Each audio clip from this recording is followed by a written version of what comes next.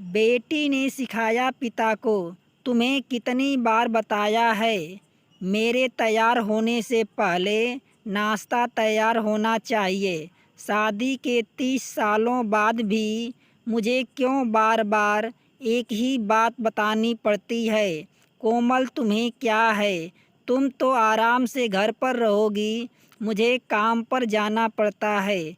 तुम हो कि हमेशा बेवकूफ़ों जैसी हरकत करती हो। अगर तुम यह जानबूझकर करती हो तो याद रखना, मुझसे बुरा कोई नहीं होगा। आज भी मनोहर का पारा आसमान पर चढ़ा हुआ था। इन कटु शब्दों में अपना गुस्सा उतारते हुए, गीला तौलिया कुर्सी पर फेंकते हुए मनोहर गुस्से से कोमल की तरफ देखने लगा। कोमल के लिए मनोहर का यह भी बेवजह का गुस्सा कोई नई बात नहीं थी। वह महीने में 3-4 बार ऐसा ही कोमल पर बरस पड़ता था। पहले पहले कोमल उसका विरोध किया करती थी, लेकिन जब कई सालों तक मनोहर में कोई बदलाव नहीं दिखा तो कोमल ने खुद को ही बदल लिया। मनोहर के कुछ भी कहने से कोमल को कोई फर्क नहीं पड़ता था। मनोहर की हर बात चुपचाप सिर नीचे झुकाकर सुन लेती थी। शादी के पहले 6 साल तक कोमल ने पूरी कोशिश की थी कि मनोहर को बदला जाए, लेकिन फालतू का गुस्सा करना और बाद में कोमल को भला बुरा कहना, यह मानो जैसे उसकी आदत बन गई थी। कोई भी वाद विवाद होता तो मनोहर सीधा कोमल को बोल देता, अगर मैं तुम्हें अच्छा नहीं लगता तो क्यों नहीं चली जाती अपने मायके? क्यों रहती मेरे साथ? इतना सब कुछ होने के बावजूद कोमल मनोहर के साथ रहती थी, क्योंकि उसे अपनी बेटी की फिक्र थी। और वह जाती भी तो कहाँ, अपने बूढ़े हो चुके माँ बाप को इस उम्र में परेशान करना। वह नहीं चाहती थी समाज और लोग क्या कहेंगे, यह अभी तो उसे देखना था। वह इतनी पढ़ी लिखी तो नहीं थी कि खुद जाकर कोई नौकरी कर सके और अपना और अपनी बेटी का पालन पोषण कर सके। कोमल को अब अपनी फिक्र नहीं थी। उसको फिक्र थी तो बस अपनी शादी लायक हो रही बेटी की।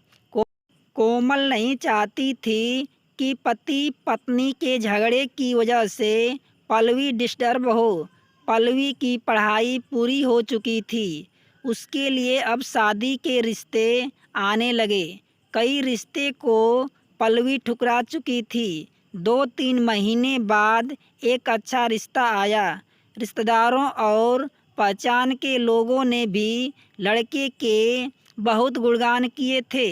मनोहर एक शाम अपनी बेटी के पास बैठकर उसे बताने लगा, पल्लवी बहुत अच्छी लड़की है, पढ़ा लिखा है, बड़ा घर है, बहुत अच्छी नौकरी है। ऐसे रिश्ते बार बार नहीं आते बेटा, इस बार मना मत करना। पल्लवी भी अपने पिता से ज़्यादा बात नहीं करनी थी। शायद डरती थी या शायद नफरत करती थी, लेकिन आज वह हमें पूरी हिम्मत इकट्ठा करके बोली, मुझे अभी शादी नहीं करना है पापा, मैं नौकरी करना चाहती हूँ, खुद अपने पैरों पर खड़ा होना चाहती हूँ। हाँ तो उसमें क्या बड़ी बात है?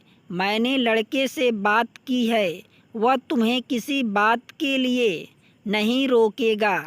तुम शादी के बाद भी नौकरी कर सकती हो, वह तुम्हें नौकरी के लिए परमिशन दे देगा।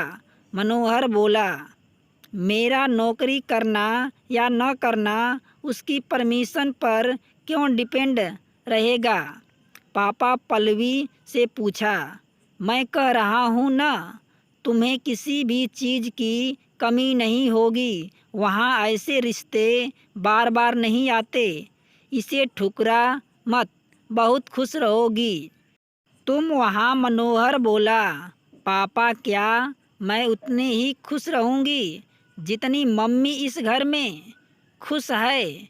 पल्लवी ने तंज कसते हुए कहा, आज तुम्हारी जवाब कुछ ज़्यादा नहीं चल रही।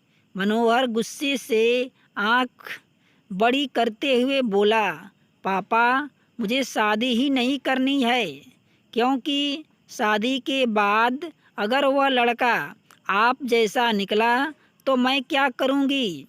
मुझे आपके जैसे जीवन साथी नहीं चाहिए, जो बिना बात के मुझ पर हमेशा चिल्लाए। मुझे कुछ भी अपनी पसंद का लेना हो तो 10 बार सोचना पड़ेगा, कहीं वह नाराज़ न हो जाए। मेरी तबीयत कैसी भी हो उसे परवाह न हो, रोटी थोड़ी सी मोटी बन जाए तो घर सर पर उठा ले। उसकी चेक बुक न मिले तो भी मेरे ही दोष निकाले और हर छोटी मोटी बात पर मुझे मायके जाने के लिए कहे। पल्लवी ने अपना दिल खाली करते हुए पापा से सब कह दिया। मनोहर का गुस्सा 7वें आसमान पर था, लेकिन उसके मुंह से एक भी शब्द नहीं फूट रहा था। वह पल्लवी की बात सुन रहा था जैसे भी हो। पल्लवी उतने ही बोलकर चुप नहीं हुई। आज पहली बार वह अपने पापा के सामने इतना कुछ बोल रही थी। पापा, आपने माँ के साथ हमेशा गलत व्यवहार किया है। आप अपने ऑफिस का गुस्सा बिना सोचे समझे माँ पर उतार देते हैं। कभी इस बात की परवाह भी नहीं करते कि उन्हें कैसा लगता होगा। आपकी बात सुनकर माँ ने अपना स्वाभिमान खो दिया। मनोहर आज पहली बार अपने किए हुए बर्ताव को महसूस कर पा रहा था। वो इतना ही बोल पाया, जो तुम्हारा मन है वह करो, मैं तो इतना बुरा हूँ न? पल्लवी ने मनोहर का हाथ पकड़ा और बोली, पापा मुझे सिर्फ एक सवाल का जवाब दे दो।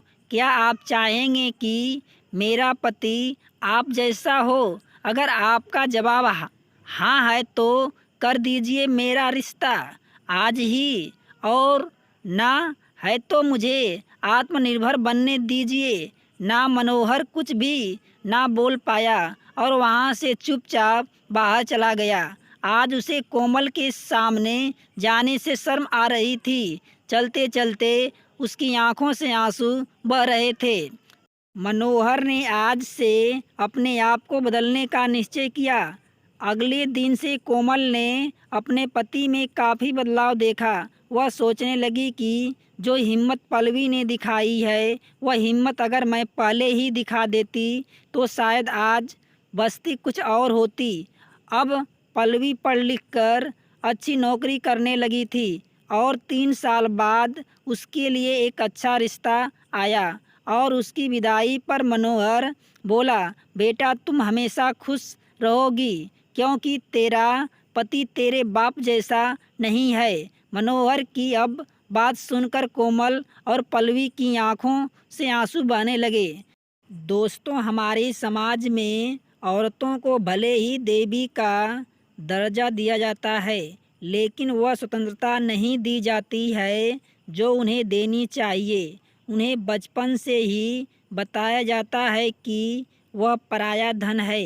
स्कूल से आने से देर हो जाए तो पिटाई मिलती है। मोबाइल पर बात करते हुए दिख जाए या खिड़की से झांकते हुए दिख जाए तो शक किया जाता है। माँ बाप का घर तुम्हारा नहीं है, पति का घर ही तुम्हारा घर है। जीवन भर यह बातें बता बता कर उन्हें ससुराल भी भेज दिया जाता है, और एक दिन किसी छोटे मोटे झगड़े में ससुराल वालों से उन्हें सुनना पड़ता है कि इस घर को छोड़ दो और मायके चली जाओ। अब आप ही बताओ दोस्तों, ऐसी स्त्रियों का सच्चा घर कौन है? आखिर वह किस घर को अपना कहे? दोस्तों, यदि कहानी अच्छी लगे तो लाइक शेयर सब्सक्राइब अवश्य करना।